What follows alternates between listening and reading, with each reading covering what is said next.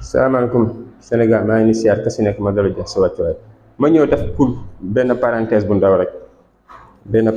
bu ndaw rek jëmale ko si vidéo bi nga xamante ne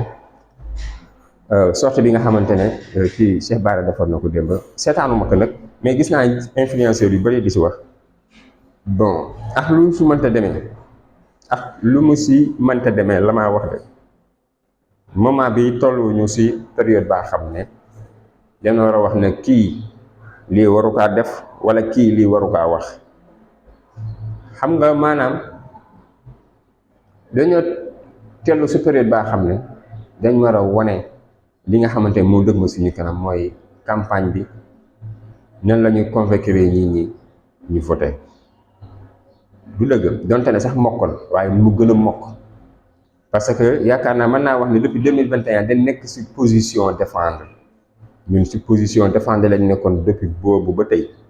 léegi nag bu fekkee ne dañoo yegg ba fii am ay mbir yoo xamante day am suñu biir nañu xool ni ñu kaa réglé pas si kaw ak lu mu mënta demee moo xam Cheikh Bara moo wax lii loolu lu mu waxee noonu la demee wala demewul noonu influenceur bi wax ne Cheikh Bara waroo waxee nii parce que lii ak lii tolloo ñu phase boobu de ñu ngi toll si phase focus la ñu toll phase focus maanaam dépassé nañ sax phase focus ñu ngi toll si phase boo xamante ne 15 jours xaw ma moins de 15 jours lañ am pour campagne waxtaan ak nit ñi si campagne bi wala boog procédé ay loo xamante ne ay démarches pour wàcc si nit ñi loolu moo ëpp solo def vidéo ne kii waroo wax lii li mu wax nii amul affaire bi nii la demee. Li dépassé nañ foofu li nekk suñu kanam dañ war a concentré wu am na loo xamante ne après la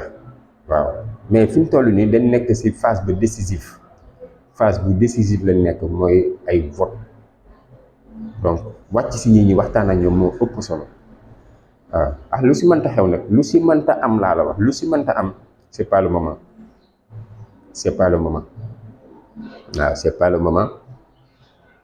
bu fekkee ne li jëm exemple li ñu wax waaw Cheikh Bara waroo wax lii moom Ousmane Sonko wéetoon na si lii nangam ak nangam waaw dëgg la mais yàlla xam na ne du tolloo ñu phase boobu quoi vraiment c'est pas le moment loolu après ay waxtaan la si kanam mais instant bi nañu xool nan la ñuy fexee lañ jéemee campagne loolu rek moo am solo lañ jéemee campagne loolu rek moo am solo ak di leen jaajëfal bu baax a baax jërë ngeen jëf